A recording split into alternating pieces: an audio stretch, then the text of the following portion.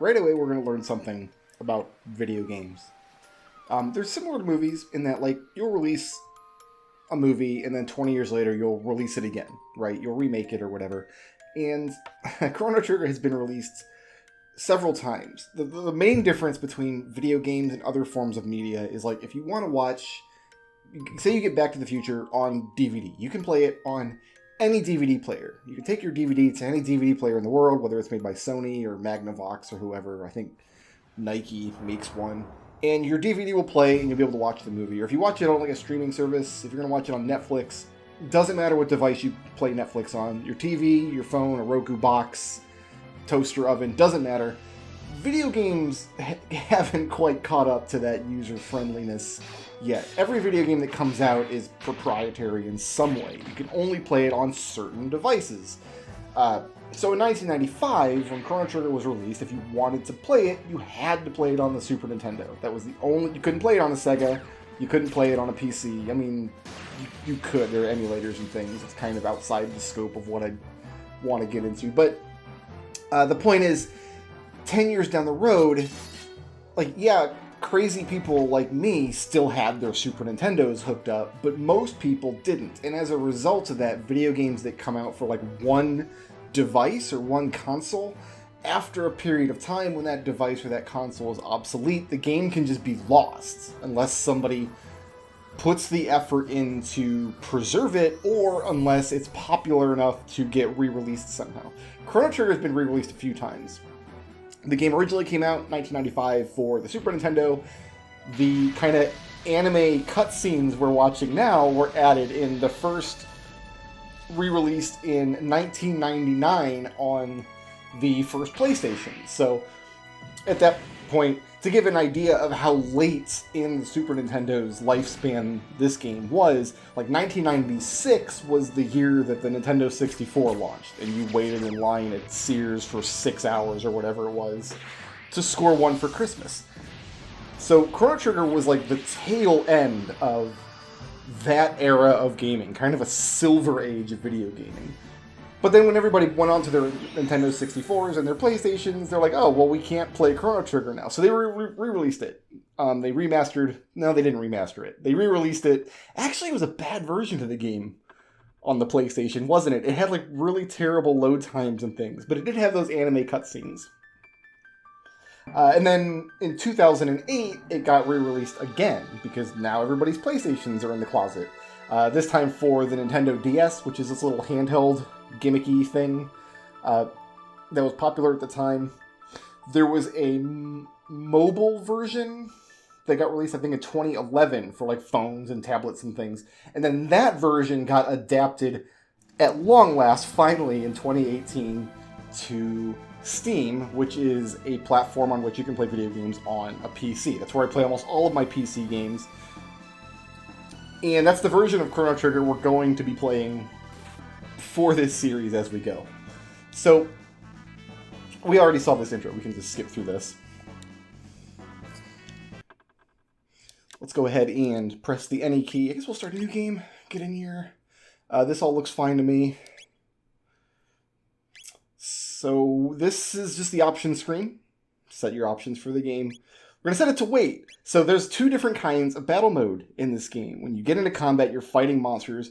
You can see at the bottom of the screen what it does. The first one says time flows constantly while in battle. What that means is, like, it'll be my turn, and before I pick what I'm going to do on my turn, like, a goblin can bite me. And I don't want to get bitten by a goblin while I'm trying to decide what I want to do. So I switch it to wait. Time freezes while you select text or items. That just means, like, if it's my turn and I haven't decided what I want to do yet, the goblin has to wait his turn. He can't bite me while I'm waiting. So this is a remaster of the game. It's fit for widescreen. They redrew a lot of stuff. So this says play with graphics supported by high resolution displays. This is bad. And it's because Chrono Trigger is very, very late in the Super Nintendo era, which means it has pixelated 16-bit graphics. I forget how many colors the Super Nintendo can display on screen. It's capable of displaying like millions of different colors, but only so many on screen at once and different, depending on what video mode the console was running in. Super technical stuff, but the pixel graphics have a quality to them that is timeless, whereas like the early 3D games don't of that era of 1995, 96, the first wave of like Nintendo 64 games. Looking at them now, these graphics that are hand-drawn pixel by pixel by very talented artists look really nice still, even if they do look a little bit blocky. But people who bought the remastered version of the game who don't want to look at pixels, they put in this filter to make them look smooth. To me, it just looks like the whole screen has just had Vaseline rubbed all over it. So, original graphics, we're going to go original Tasty Crispy on this. And I'm just going to use gamepad controls because I'm playing on a gamepad. And then we're going to start the game. I think even with gamepad controls, it still does... Yeah, I would still have to... You're going to hear my keyboard there.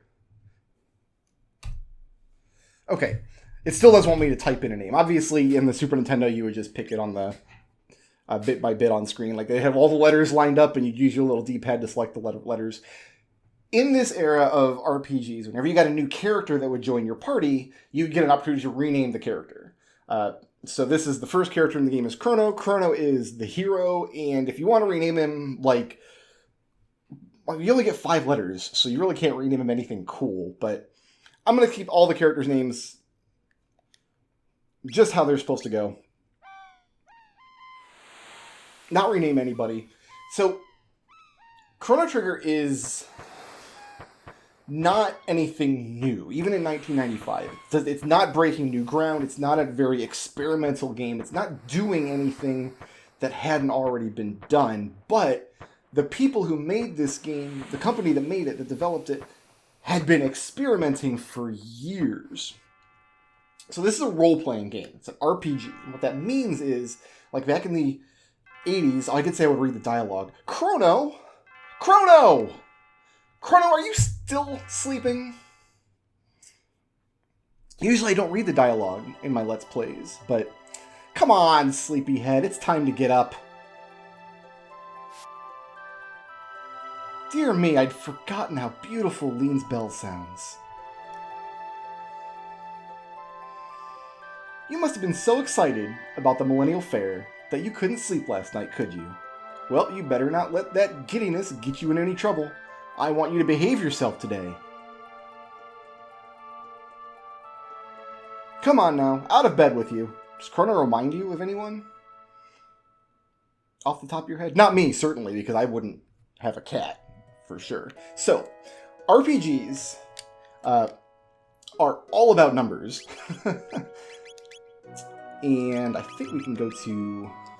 What screen is it that I can check all these stats and things?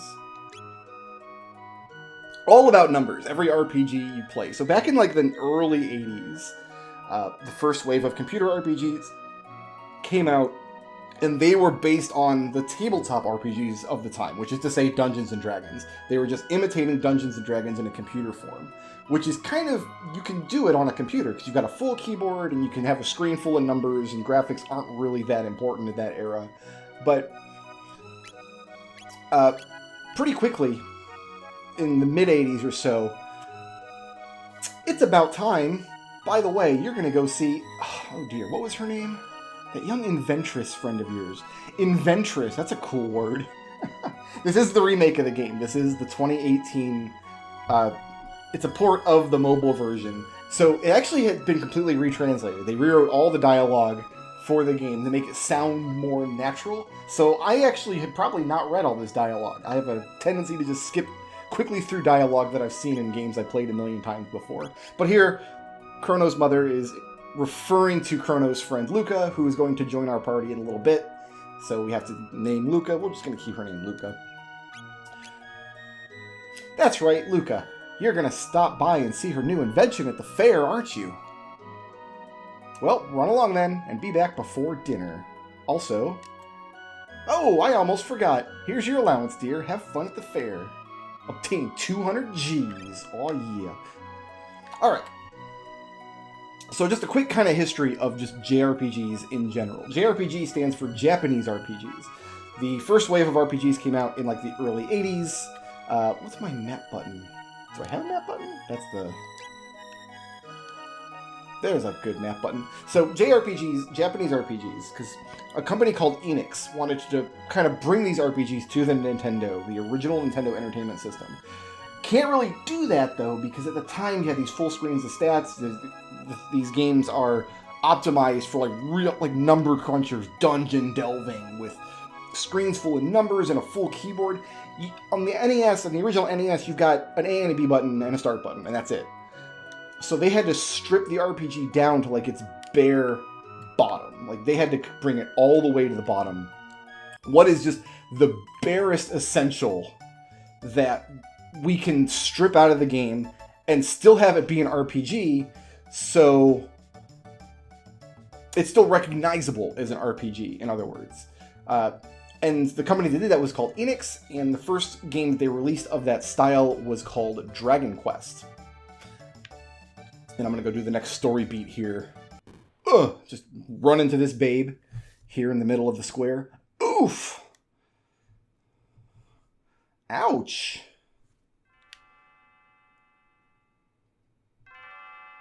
I'm so sorry. Are you okay? Uh-oh. My pendant.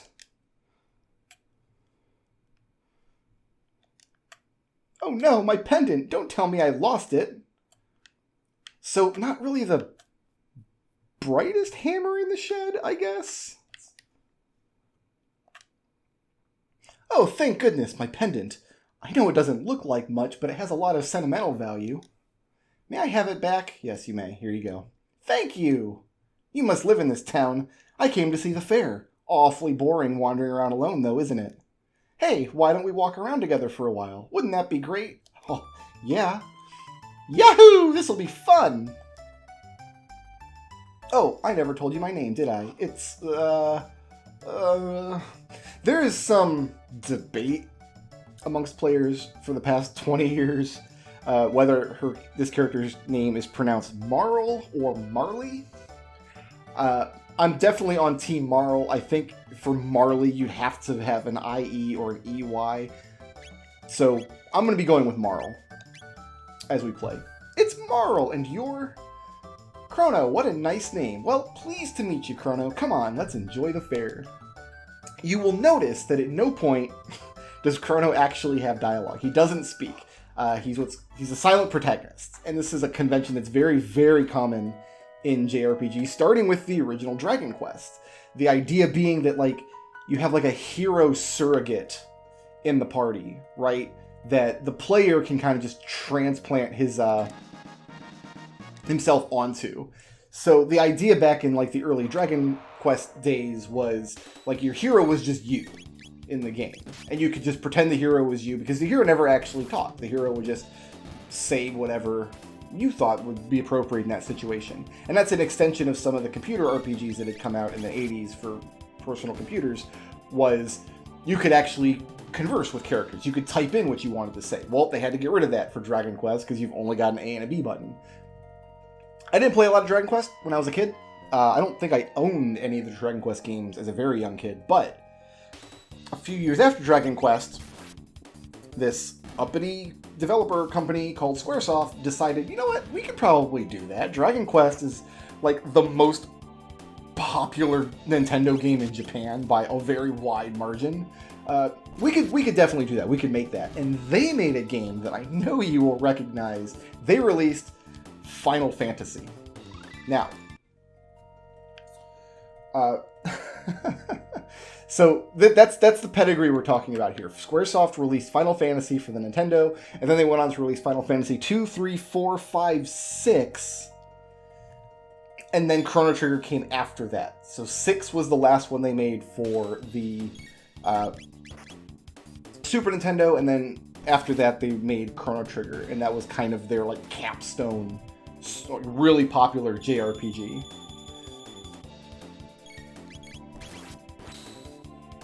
So the PlayStation version that came out, that got released, was actually packaged with Final Fantasy IV, which was one of the oldest Super Nintendo games. 1991, that game came out. You probably would recognize Final Fantasy IV if I showed you screenshots or something of it. Final Fantasy IV is where Rydia got her name from. But Final Fantasy IV was a very important game. It was like a hallmark game for the series because the Final Fantasy and Dragon Quest games that came out before that were very crunchy. And by crunchy, what I mean is very like mechanically driven. Lots of numbers that you had to juggle, and you really had to understand what all the numbers meant. It was really important to know like how much strength do you have, how many hit points, how does your strength stat influence how much damage you do versus...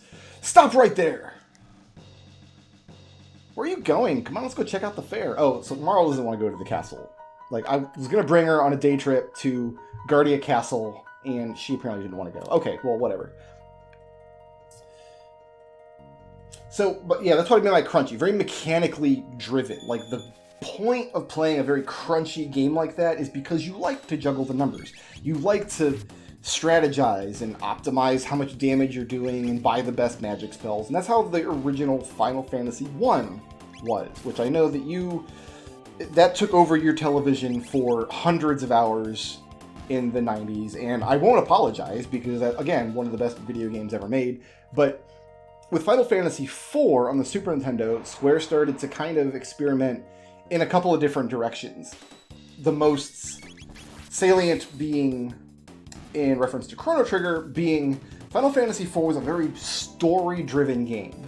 You could play that game and almost just ignore the mechanics and just play it for the story. It wasn't as important that you knew what all the numbers did, and the thing that kept you going to one scene and the next scene and the next scene was to see what would happen in the story. So Final Fantasy IV kind of started that trend, and Final Fantasy VI started doing things... I guess Luke is not home. We were told that. We were told that she's at the Millennial Fair. Well, we should probably get up to the Millennial Fair then, before much else happens.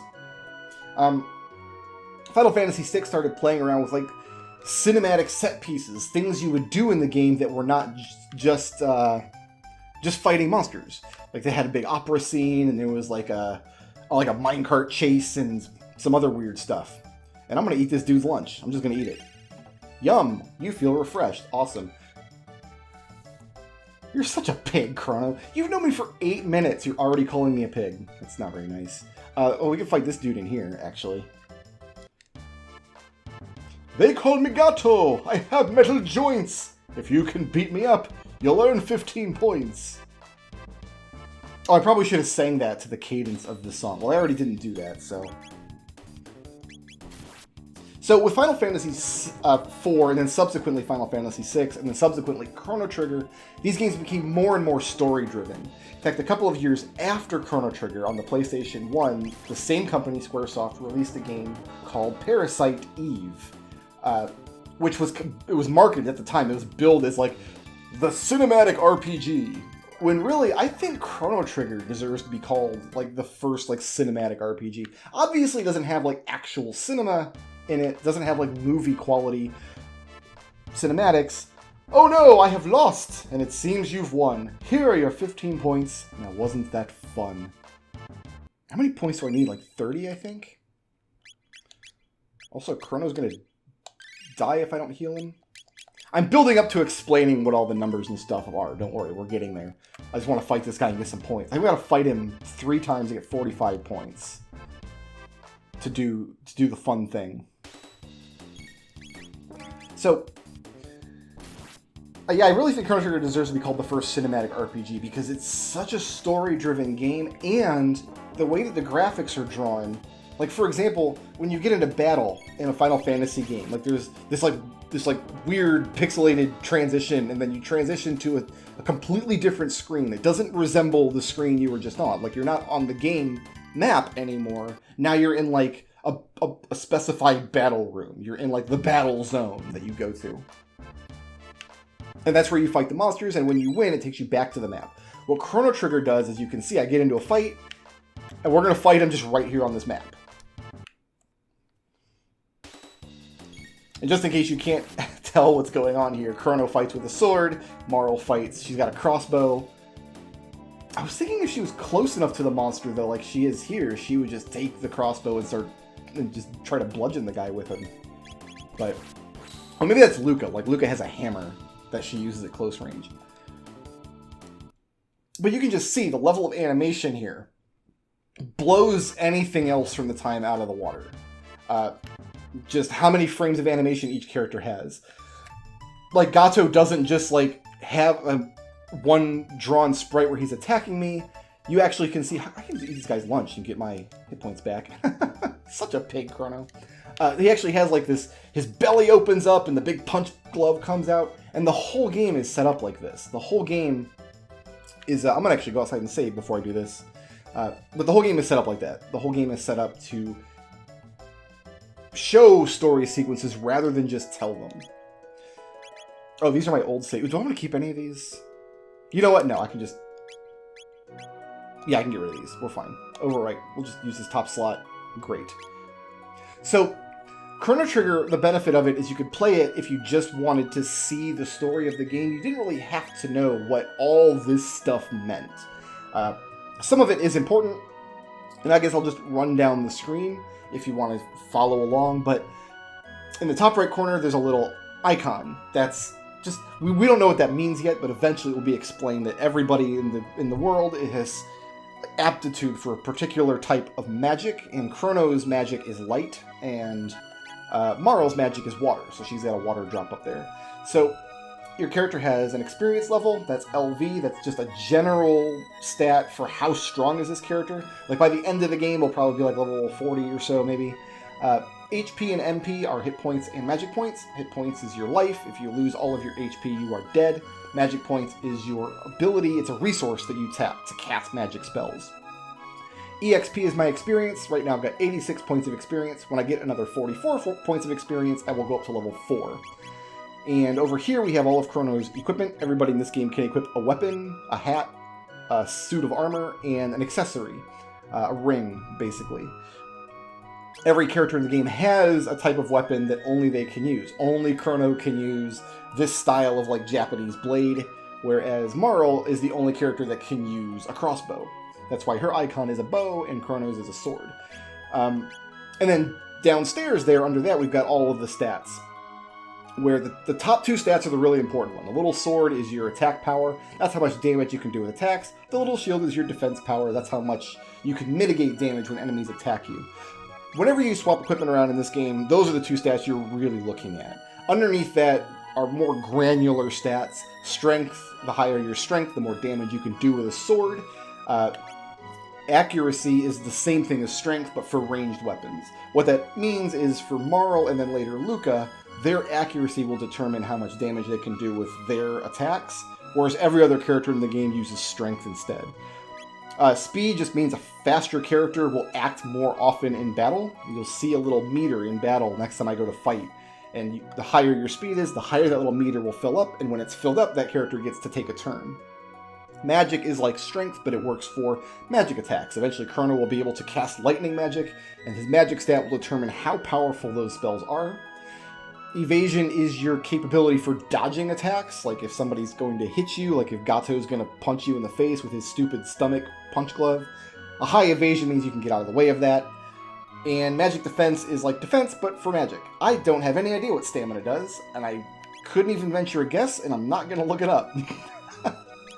So, the main menu, this is where you just keep track of all your characters and all your stuff. We've got inventory that has some items and things. For example, we have this strength capsule we can use.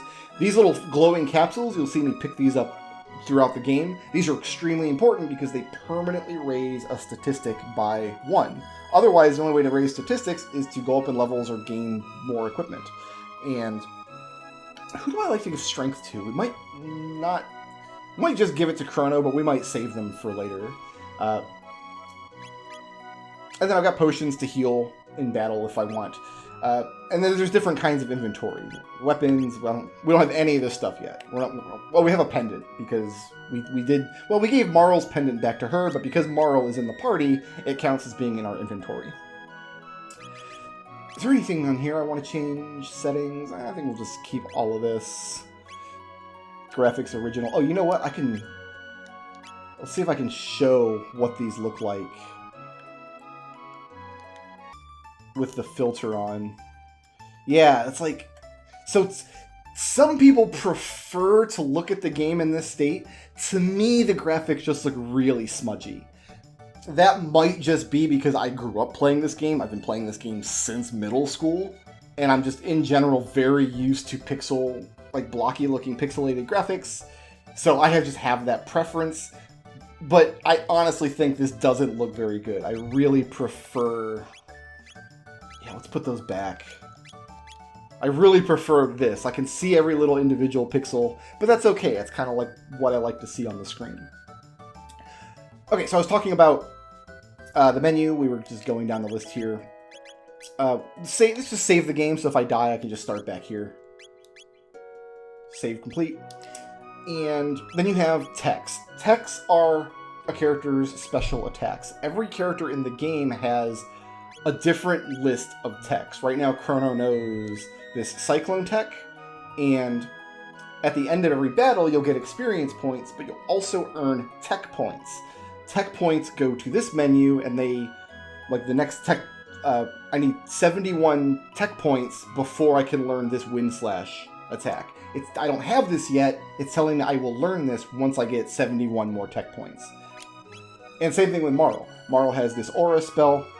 She kind of starts with it. And then once she gets 36 more tech points, she'll get this Allure ability, which I guarantee you I will never use.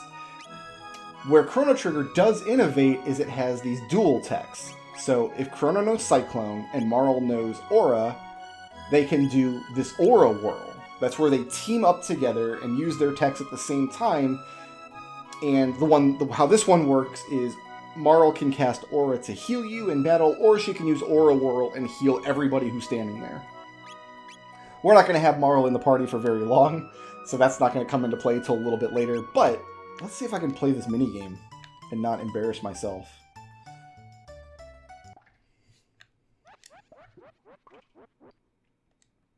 Welcome to Norstein Beckler's Tent of Horrors! The spine-tingling show is just about to start.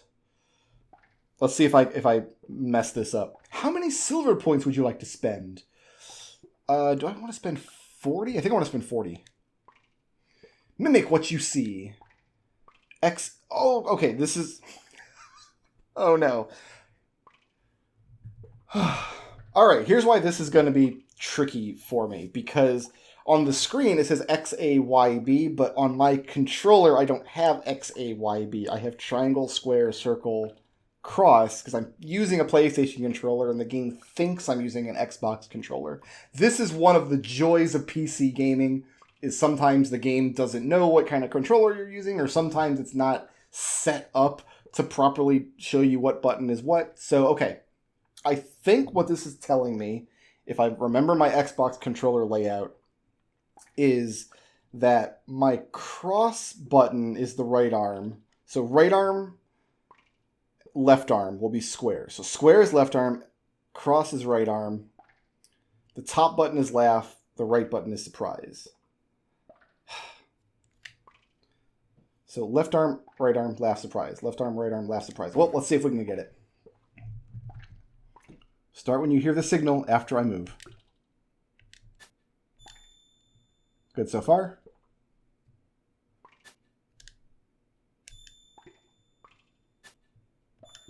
Yeah, just trying to match what he's doing. Laugh. Arm. Yeah. Mm-hmm. Surprise! Surprise again. Arm. Other arm. Other arm, again. Same arm. Speeding up now.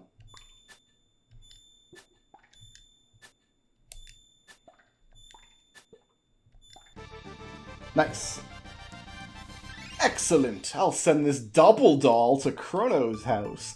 This is just a fun little side thing you can do in this game. Later we'll be able to do it with other characters. Right now we can just only do it for Chrono. And where's Chrono's house? There we go.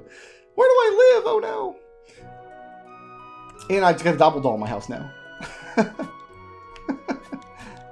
I can put into different poses So this is one of the reasons I think Chrono Trigger is, like, it's more cinematic than any other game that came before it, because there's so many frames of animation for every character.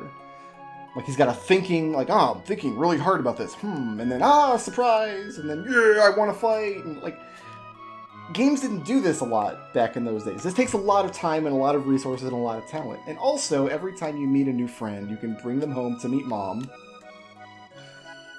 Well, this is a pleasant surprise. I've never seen you bring any girls around except for Luca. Who's this pretty new friend? I'm Marl. Nice to meet you. Marl, you say? Have we met somewhere before? I could swear I recognize you. Perhaps it's just my imagination.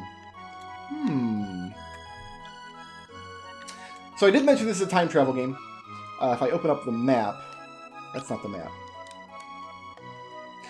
Look at the bottom of the screen, it says 1000 AD. So my very first experience with this game was, you might remember this, like, back in the day you bought one of these RPGs, you opened the box, it was these great big fold-out maps, right? With this enormous world with lots of continents. Well, you open up this map and it's, like, tiny.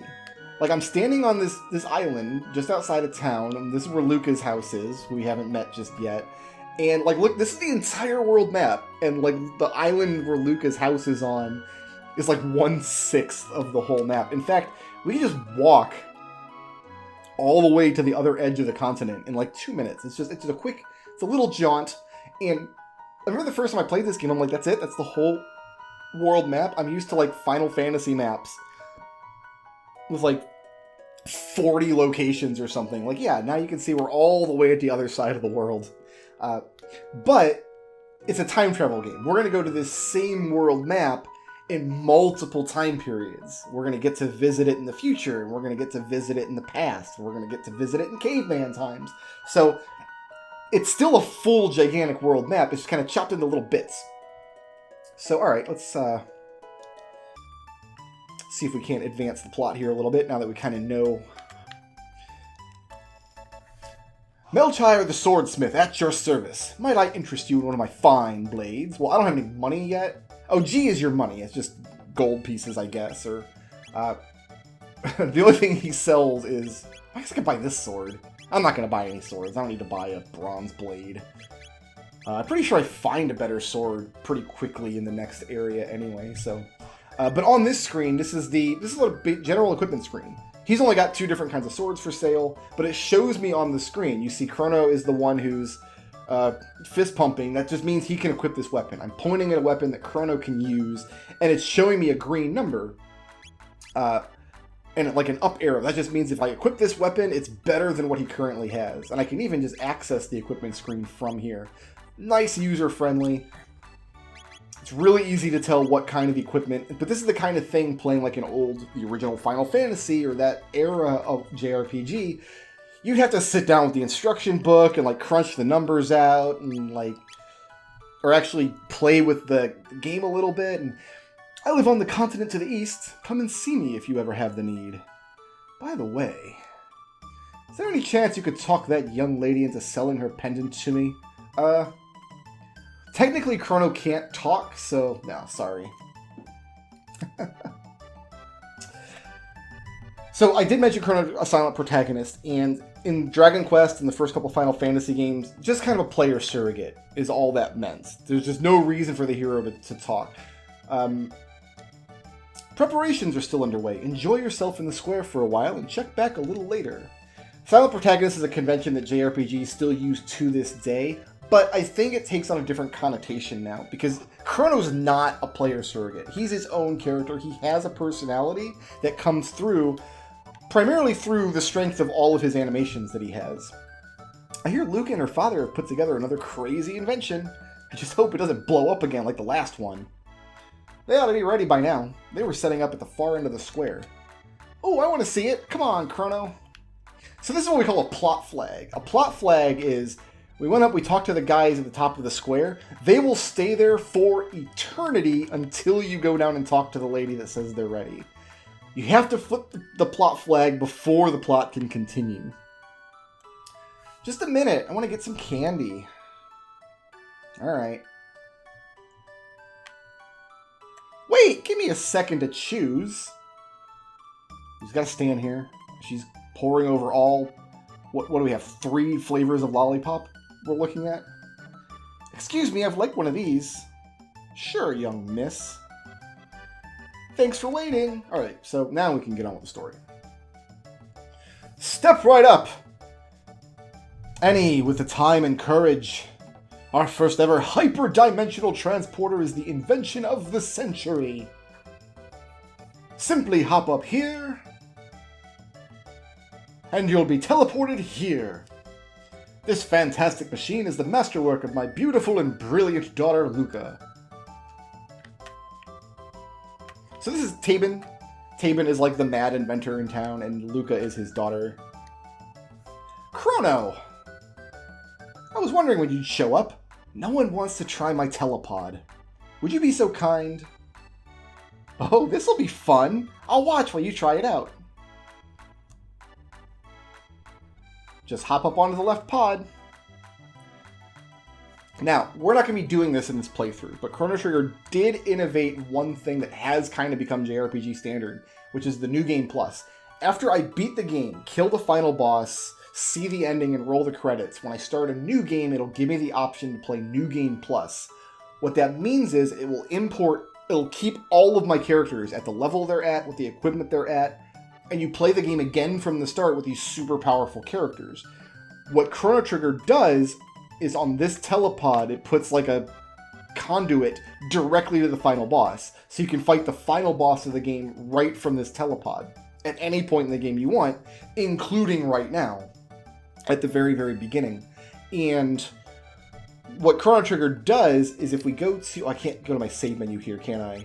If I could go to my save menu, every story beat in the game has a chapter title. And depending on what chapter you're in, you'll get a different ending to the game. So the game has 15 or 20 different endings you can see based on when you fight the final boss, which is a very cool addition. Gave the game tremendous replay power. System activated. Initiating energy transfer. Spinning around. Breaking into constituent molecules. Ooh, amazing! See if Mara was impressed. That looks like fun. I want to try it too. Huh?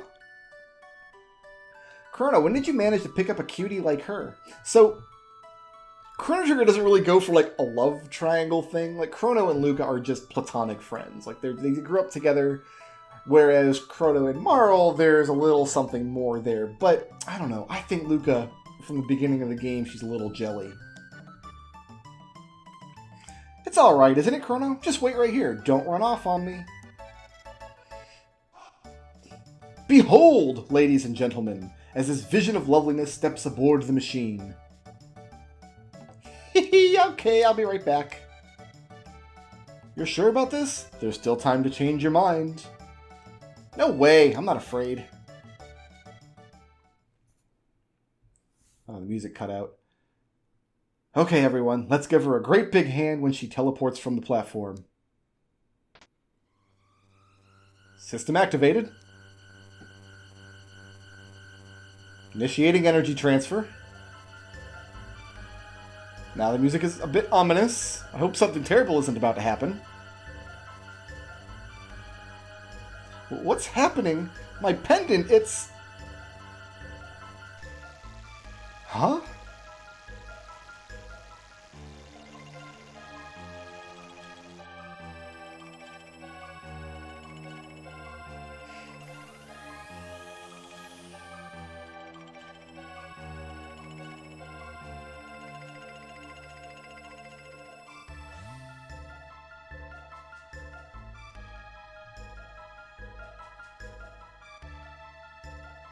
Luca?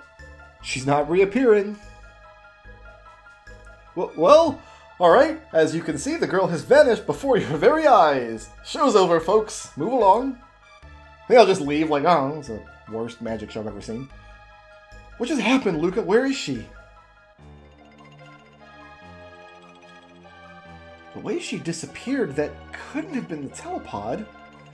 The way that rift appeared and the way her pendant seemed to be reacting to it, something else must have caused it all. Well, what are we supposed to do now? Is there any way we can help her? That girl's face was so familiar. I know I've seen her somewhere. Well, in Chrono, being just the badass JRPG hero that he is, Chrono! Oh, you're going after her? What a fine lad! It's the only way. I don't know where that hole leads, but we've got no other choice. Let's just hope it opens up again. Well, it's worth a shot. That pendant seems to be the key, so hang on to it, Chrono, and brace yourself. System activated. Initiating energy transfer. Boost the power output. Roger. More! I need more power! Roger!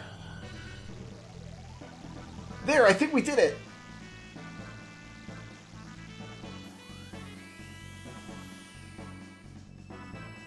Good luck, Chrono. I'll follow you as soon as I figure out what went wrong.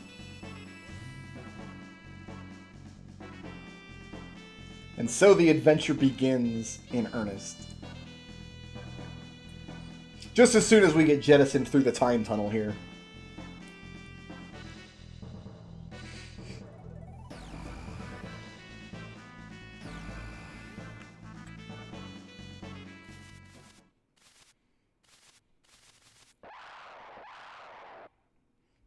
Well, at least it did open. So, on this screen here,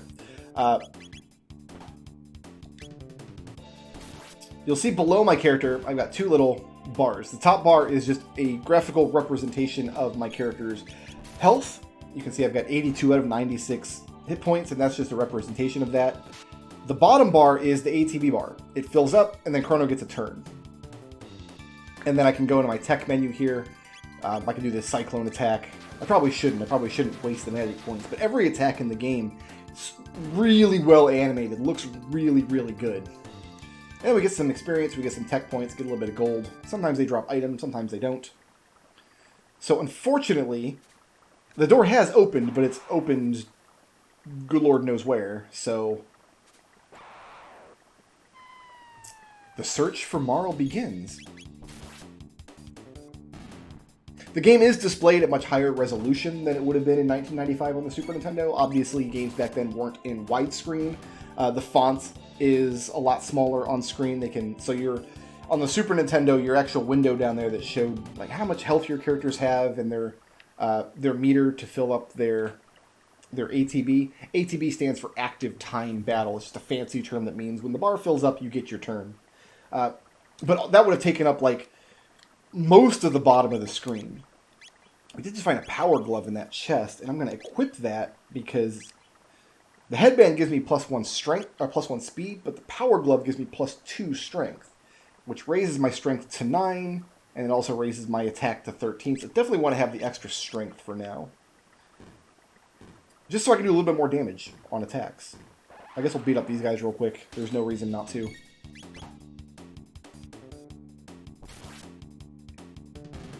But one of the things I really like about Chrono Trigger is it's really intuitive. Like, I don't have to describe what's going on screen. You can tell. You can see when the monsters are attacking me. When they hit me, you can see how much damage they're doing. The little numbers that pop up. And everything is really well animated. Everything looks really, really pretty. And that's really important if you have a visual storytelling medium. If the game looks nice, you can convey story in the graphics rather than just in the dialogue. And now we are in a different world, somehow. We're in question mark world. Well, question mark world.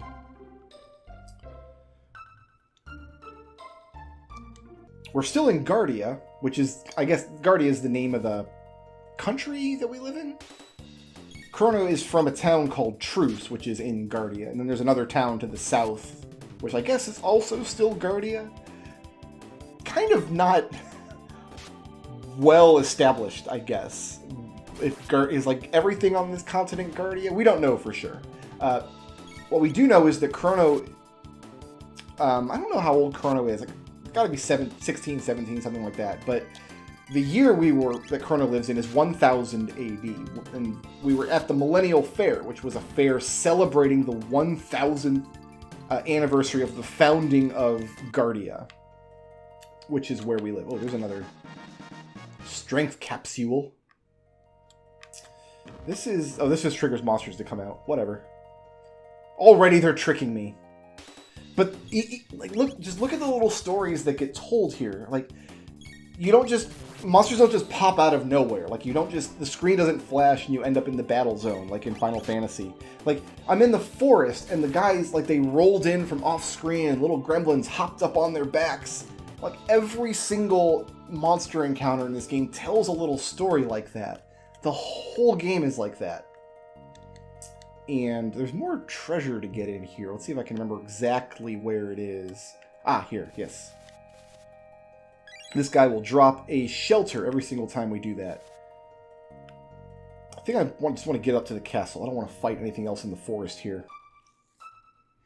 But we're not in 1000 AD anymore. We don't know when we are. In fact, I think at this point, Chrono isn't supposed to know that he's traveled through time yet. Halt! Who goes there?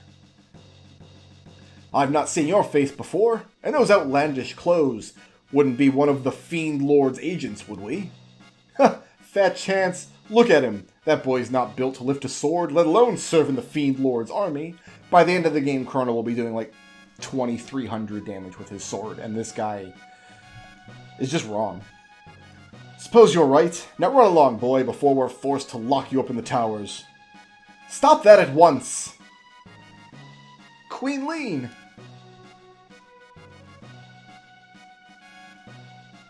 That man is my friend, and you will treat him as such. But, Your Majesty, there's something strange about his look. You refuse to obey my orders? No, Forgive me, my lady. Please, enter. She's ticklish, I guess.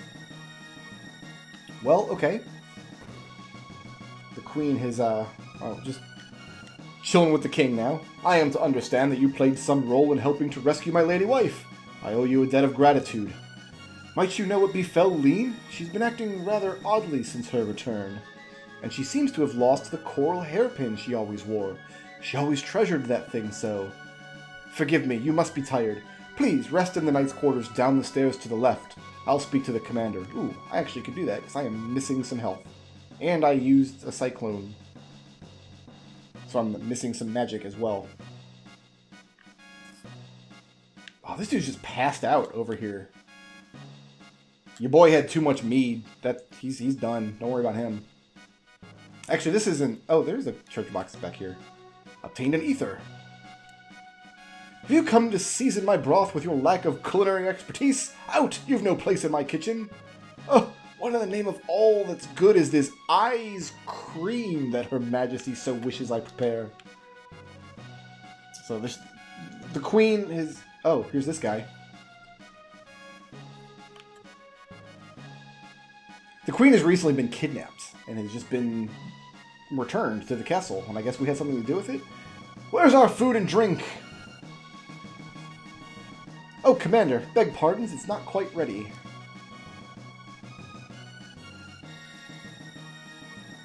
My men and I risk our lives in this war. Is this so much to ask that you keep us fed? Quickly now. Enough of your self-righteous ranting. You knights aren't the only ones putting your lives on the line for this kingdom. Huh. I think I've lost my appetite. I have no stomach for meat braised in cowardice. See that my men are fed. That's a great line, actually. No stomach for meat braised in cowardice.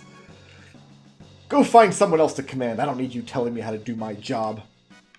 The chef and the knight commander don't like each other very much. It's a plot point we'll explore a little bit later. I think the other side, we can rest in the knight's quarters, which is where I'd like to go now. So, in case you haven't followed along, we have been thrown backwards in time, and now we're in the Middle Ages. Can I rest here? Who's this guy? Oh, he's just upset. Xenon Bridge is our last line of defense. It must hold, even should it mean our lives. You're the Queen's friend, are you not? Talk to the maid if you need to rest. I would love to. A full night's rest in any JRPG will completely refill your health and all your magic, and usually in Chrono Trigger, there are places to rest for free. There's inns you can go to and pay to stay the night, but usually you can find a place that lets you rest for free. So there are some treasures in these towers. A potion.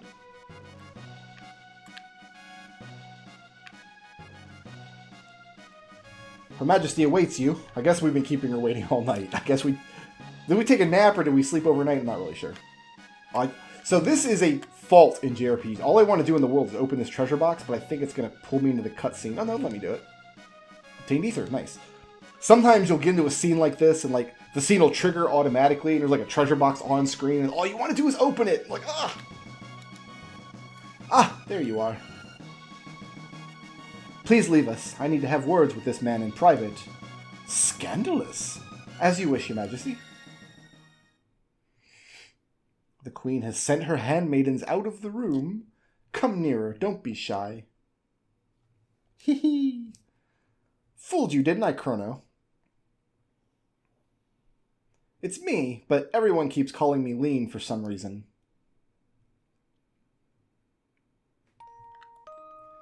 I'm glad you came. We were only together for that short time at the fair, but somehow I knew you'd come for me.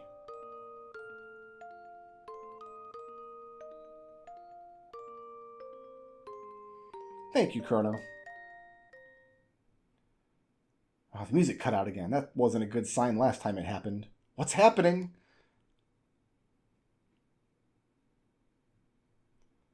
Exclamation point! I feel like I'm being torn apart. Help me, Chrono. I'm scared. It's like I'm dying. Please, Chrono, help. At this point, Chrono just needs to cut his losses. Like, all right, listen, everywhere we go, you know, this lady just vanishes, like, into thin air. Like, I'm tired of it. Going home. Gonna enjoy the fair. Gonna get me a corn dog. Her Majesty's dismissed you already? You didn't engage in any untoward behavior, did you? Well, yes, we did. I mean, oh my. Speak of this to no one or there will be terrible consequences. I've not heard a thing. So... the Queen's handmaidens are willing to keep her secrets and scandals. Well, I guess we're just leaving then. I guess we're just taking off. Chrono! Oh, you're okay. Did you find the girl? She what? She disappeared? It's just as I thought then. I knew I recognized her from somewhere. We seem to be in Guardia, but it looks a lot older than the Guardia we're from, which shouldn't be the case. We went back in time. It should look a lot newer than where we're from. Like, I understand what she's saying here. Like, the time looks older, but the castle should be newer because... Anyway. They must have mistaken that girl for her ancestor. After all, that girl was our Princess Nadia. What? You don't say. Alright, this part's really important. Pay close attention. Marl, that is, Princess Nadia, is a descendant of Queen Lean.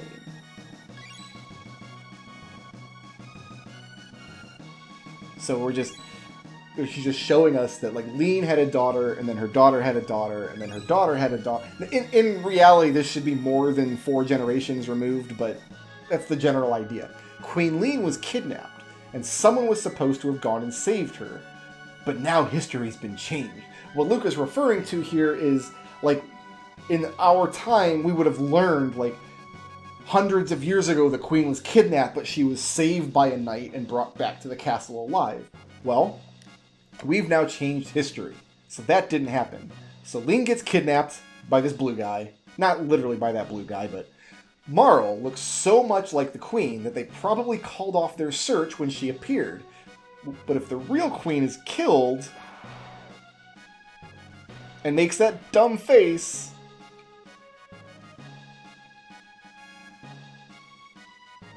Marl will never have existed.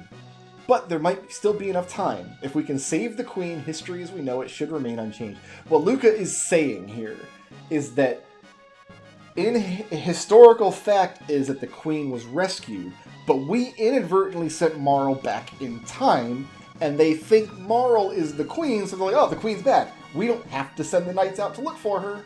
So the real Queen is still in danger and might get killed before she has any children. And if that happens, Marl will never be born.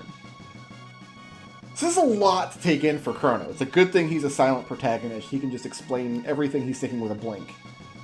Something must happen to the Queen in this era if she isn't rescued, and if something happens to her, her descendant, Princess Nadia, will never come into being. We have to find the real Queen. And now Luca is a member of my party. There she is. Probably need to get this flamethrower tech.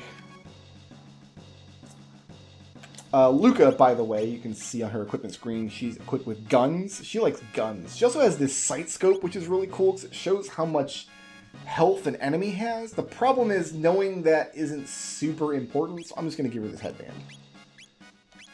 I'd rather her have one extra point of speed, be a little bit faster, than be able to see enemy hit points.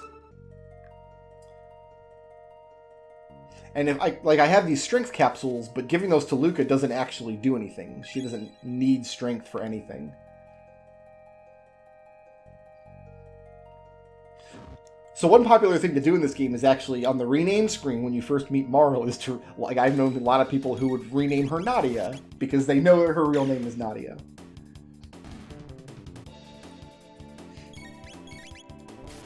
But I'm just interested to get Luca's first tech. A couple of tech points here, and she'll be able to throw flames around. Every character in the game has aptitude for a particular kind of magic, and Luca's aptitude is for fire magic.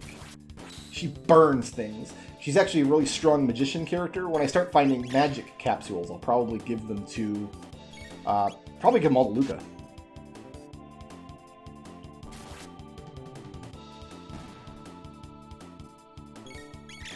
Probably the smart thing to do. When the screen flashes like that, when I go to attack a monster and you see a flash, that means that the character's done a critical hit. Critical hit is just something that happens once in a while. It's random, and it just...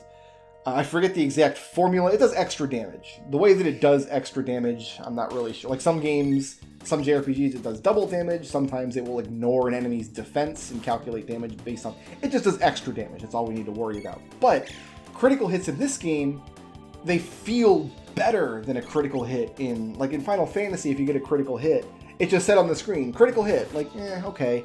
In this game, the screen flashes and you get a more visceral sound effect. It just feels better when you get feedback from a game like that that's visual and that's in the audio you can hear it. Yeah, the bridge is out. I don't know what this guy was talking about. He needed to make sure that Xenon Bridge stays put because it's out. Nobody's getting across this bridge. You can see Luca's house has not been built yet.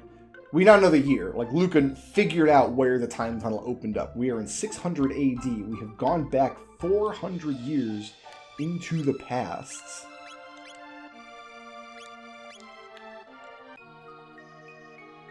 And now we'll check out this cathedral. Why not say a prayer for yourselves? Ooh, a glowy. Glowies are important. What did you find? A hairpin. Hey, this is Guardia's royal crest.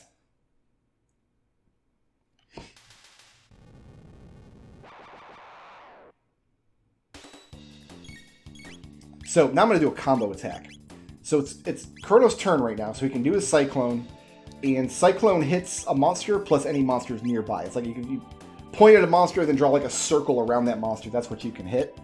Or I could use Chrono's Cyclone plus Luca's Flamethrower and do a Fire Whirl attack, where she lights Chrono on fire and he just burns through everybody. Oh, that probably Cyclone could probably kill these monsters in one attack. And also, we don't have a lot of magic points right now, so using our techs like that is not the most efficient way to play the game, when you can just kill monsters with a couple of regular attacks. But because we don't transition to like the battle zone, like just a screen where all the monsters line up on one side and you and all your boys line up on the other side and then you take turns, in Chrono Trigger, your positioning on the screen actually matters. For example, Luca's flamethrower on her... Oh, she's slow. It's going to take her forever to get a turn. But it attacks in a line, which means she picks a target and her flamethrower will hit that target and it will burn every target in a line between her and the target she picked. So where you're standing on the battlefield relative to where other monsters are standing actually matters in this game. It adds a little cinematic element to the battle, so the game just feels more... It feels more special than going to the battle zone every time. Luca wasn't expecting that. Ack! Lower your guard, and you allow the enemy in. Now, I mentioned the game did get rewritten. It got retranslated. Relocalized, actually. When Japanese games come out, obviously they don't come out in English. They have to be translated into English. Then after they're translated, there's a process they typically do called localization, where like a Japanese person who knows English fundamentals can bring it to English, and then like an English speaker can take it from there and localize it. So now it's localized English to make it sound more natural. And the original version of this game in 1995, this character that we're about to meet here had like old-timey English text. Like this line was originally, "Lower thine guard, and thou allow the enemy in." I don't know why that voice hurt my throat so much. But I guess they figured we don't want to have just one character in the game that speaks like that. So, you've come to save the queen? The fiend's lair lies within, it would seem. Will you accompany me? So he speaks a little more polite than other characters, but he doesn't actually speak in, like, ancient Shakespearean English. You're a... Chrono, it's a giant talking frog. You know I can't stand frogs. Alright, little racist, Luca. Let's dial it back. I suppose I ought not expect you to trust me, looking as I do. Very well, do as you please, but I must save the queen.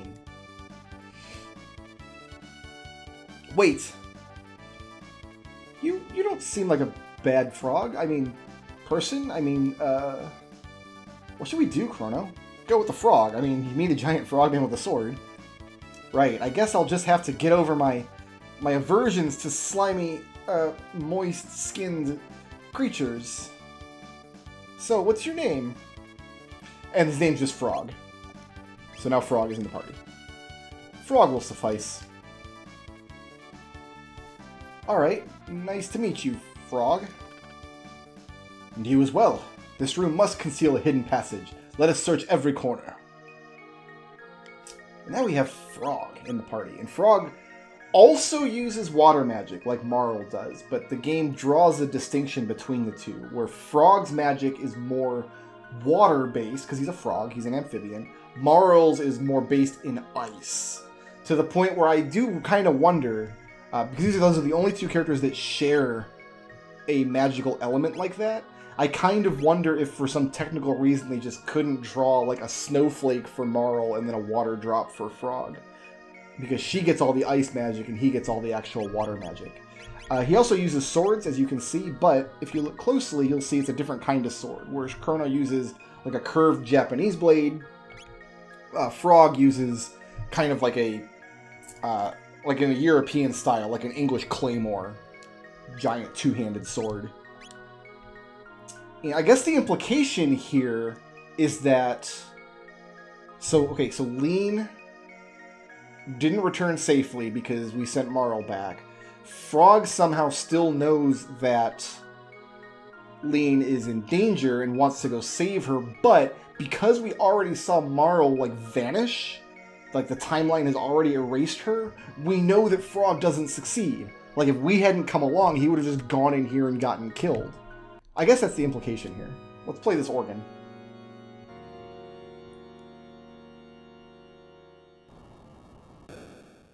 And thus is the secret passage revealed. And now's an excellent time to save the game. So when we pick this up next week, we will go into the cathedral, we will save the princess, we'll set the timelines to right, and then everything will be fine from there, I'm sure.